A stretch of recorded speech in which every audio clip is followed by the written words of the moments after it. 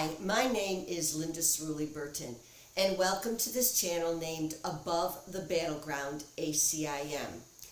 I think that when you and I choose whether or not we're going to live with spirit, in the mind of spirit, or in the mind of ego, we forget sometimes that the thought system within that mind is 100%. So let's just say, for example, that my decision maker has made the decision that I will live in the mind of ego. Well, trust me when I tell you that my life living in that ego would be filled with sin, guilt, fear, me or you, this or that, really operating from a sensation of I must survive in terms of physical and psychological. Now, when I make a decision for the mind of spirit, for the mind of light, peace and joy and love, and where I see you as my brother, as my friend, that system, when I'm in it, for however long I'm in it, and it could be 5 minutes, it could be an hour, it could be a full day, and who knows, by getting back to the top of the mountain above the battleground, I would choose to live there more and more and more. What I think we forget is that each one of those thought systems is total. When I am in my ego thought system, I am truly in it. Unless, and at which time I make a decision to choose the other mind. The self-same thing can be said when I am in the mind of spirit. I am truly in the mind of spirit. Now, that would mean that regardless of whatever interaction I'm having with another human being, or with an animal, or with my car, for goodness sake, that I would be choosing a way of living that is out of the perspective of the spirit mind. So what in essence does it mean? That really there are no levels to teaching, learning, teaching. There are no levels. But A Course in Miracles talks to us in a way that we can grasp. And so that would mean sometimes differentiating, because that's where we are, the categorization of different things, that's where we are. And so A Course in Miracles addresses the issue of levels of teaching. Remember, teaching being demonstration, teaching being I'm learning, I'm making a decision between this mind or this mind, and now I am demonstrating my decision. Above the Battleground is based on the teachings of a spiritual self-study path known as A Course in Miracles. I've shared that I've been a student on this course for many years, and really kind of often was a dilettante, and it's just been the last couple years where I have made the decision to get really down and serious about this path, and to share some of the knowledge, some of the lessons that I have been gleaning in order that they will go deeper within me and perhaps be of some benefit to you on your own spiritual path. In the Teacher's Manual of A Course in Miracles, it addresses levels of teaching.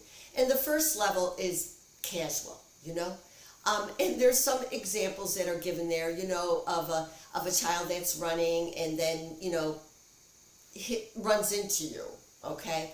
Or there's, you get on an elevator and there's a stranger there, you smile, the stranger smiles at you. You might even go so far as to exchange a word or two. And it's funny because these casual encounters can actually, even then, you can get the feeling that, oh my gosh, we're all in this together. You are my brother. You are my friend. And I recently had a casual encounter that was so delightful. I was at a large hospital visiting with my brother, and then when I tried to leave the hospital, I made a wrong turn and I got lost, no question about it. Well, there were three guys walking by that clearly worked at the hospital. They were dressed appropriately, and I said, can you tell me how I would actually get out of here? So they were very kind, and they gave me the directions. Well, I don't know what I did after that, but then I sort of popped out in front of the hospital, but not where I wanted to be. Well, one of the guys was there, and he looked at me and he goes, are you still lost? And I said, yes, I'm trying to find my way. So anyway, in the brief little conversation, I looked at his name badge and I said, what's your ethnic heritage? Well, it turned out that his father was from Genoa, Italy. And of course, I recognized an Italian name. And we ended up for 45 minutes in front of that hospital talking away. In fact, one of his friends yelled to him and he goes, wait, I've just made a new friend. And honestly, it was the funniest, the best thing. And I think that we parted. And this would be, I recognize it as an example where it's like we don't have separate interests. We really are in our right minds, recognizing a sensation of oneness and kindness. And it was just, I loved it. So on the level of casual encounters, you never know what could happen. You never know. But it's more, I think, with the mind that you have chosen, emanating and in creating a bond. A Course in Miracles talks about a second level. The second level of teaching is a more sustained relationships in which for a time two people enter into a fairly intense teaching learning situation and then appear to separate.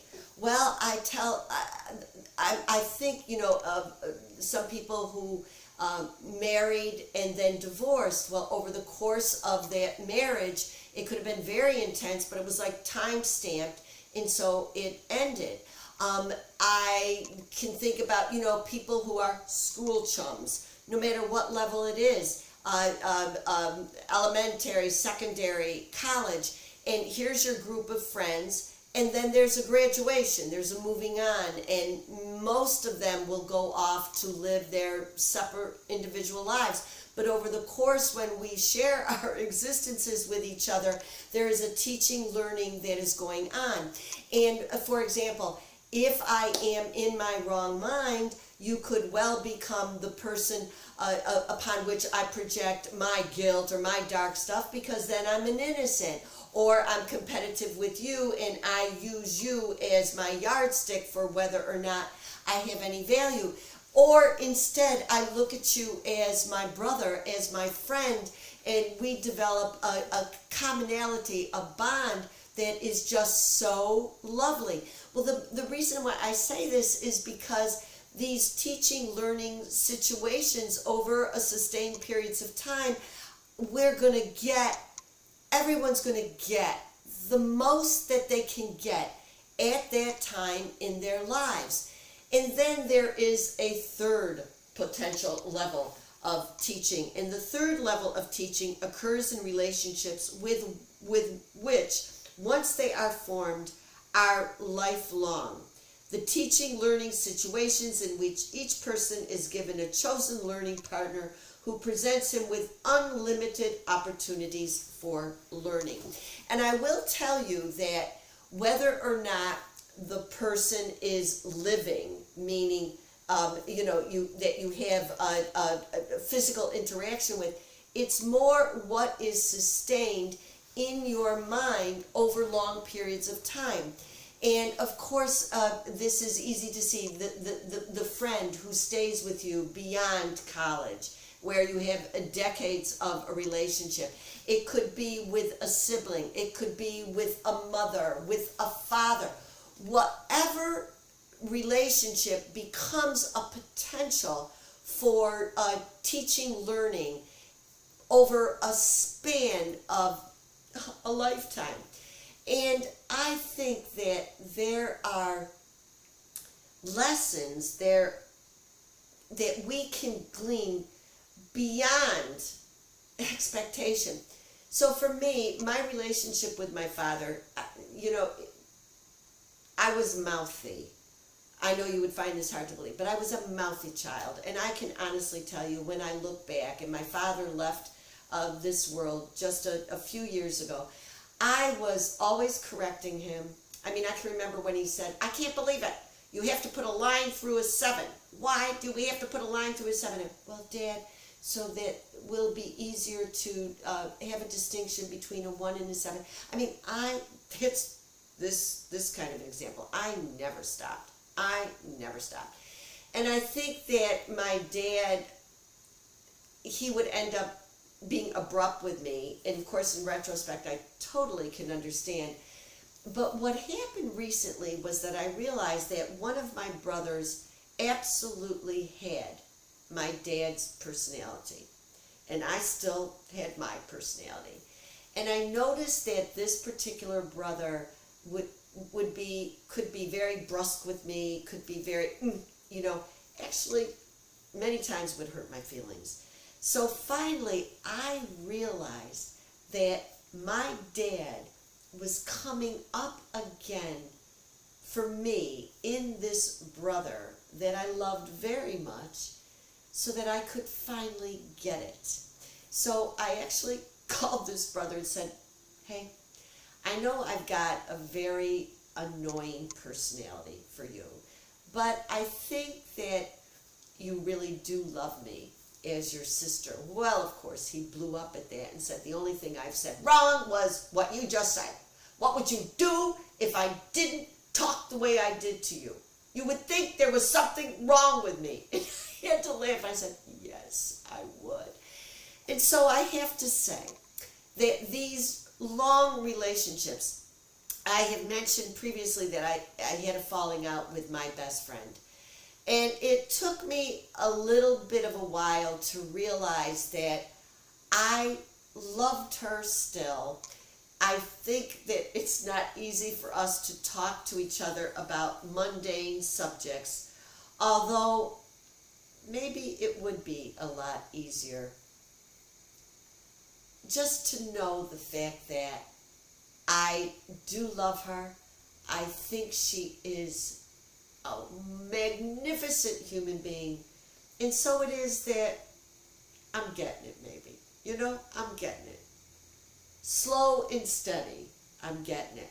So, regardless of our interaction with other human beings, with animals, with inanimate objects, I think that the lessons that can be learned by choosing the right mind, by not looking at people as our enemy, as people against whom we must defend, not looking at the world through the eyes of victim and victimizer, but instead looking at, we're all doing the best we can.